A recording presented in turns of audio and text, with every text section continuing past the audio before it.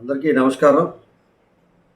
ఈరోజు రాష్ట్రంలో అత్యధికంగా చర్చ జరుగుతున్నటువంటి పెన్షన్ల పంపిణీ కార్యక్రమం ప్రభుత్వం బాధ్యతగానే గుర్తించాలి, ప్రభుత్వం వైఫల్యంగానే గుర్తించాల్సినటువంటి అవసరం ఉందని చెప్పి పంచాయతీ సర్పంచుల సంఘం తరఫున నేను గుర్తు చేస్తా ఉన్నాను. ఇది రాజకీయ ప్రయోజనాల కోసం వాడుకుంటున్నటువంటి చర్య కాదు. ఇది బాధ్యతాయుతమైన ప్రజలకు సాయం చేసేటువంటి ఒక చర్యగా భావించకుండా రాజకీయ ప్రయోజనాలకు ఉపయోగించినటువంటి ఎవరైనా సరే ఇది దుర్మార్గంగా మేము భావిస్తూ ఉన్నాం. ఎందుకంటే ఎలక్షన్ కమిషన్ చర్యలు అది ఒక రాజ్యాంగబద్ధం.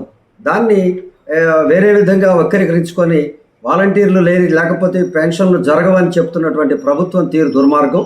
ఎందుకంటే గత సంవత్సరాలు దశాబ్దాలుగా ఈ రాష్ట్రంలో సంక్షేమ కార్యక్రమంగా పెన్షన్ల పంపిణీ జరుగుతూ ఉంది.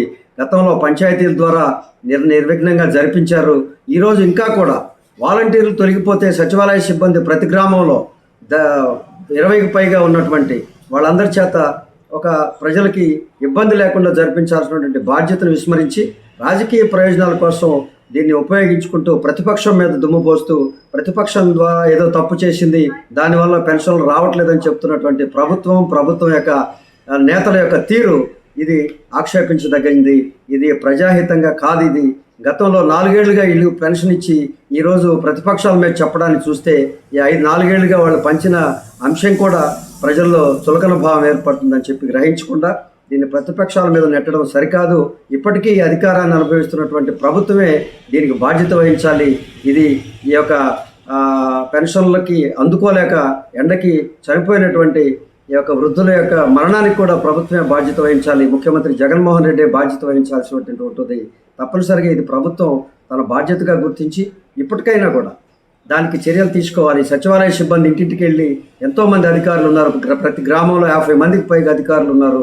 వాళ్ళని ఉపయోగించుకోకుండా దీన్ని ప్రతిపక్షాల మీద నెట్టడం సరికాదని చెప్పి పంచాయతీ సర్పంచుల సంఘం తరఫున తెలియజేస్తా ఉన్నాను. ఇప్పటికైనా ఛాలెంజ్ చేస్తూ ఉన్నాను. పంచాయతీలకు అప్పచెప్పండి ఈ పెన్షన్లు. ఇంటింటికి వెళ్ళి ఈ యొక్క పంచాయతీ సిబ్బందే పంచుతారని చెప్పి కూడా నేను తెలియజేస్తా ఉన్నాను. రాజకీయాలకి ఈ యొక్క సంక్షేమ కార్యక్రమాలకి లింకు పెట్టకుండా ఎలక్షన్ టైంలో కూడా నిజాలు మాట్లాడమని చెప్పి నేను ఈ ప్రభుత్వాన్ని హెచ్చరిస్తా ఉన్నాను.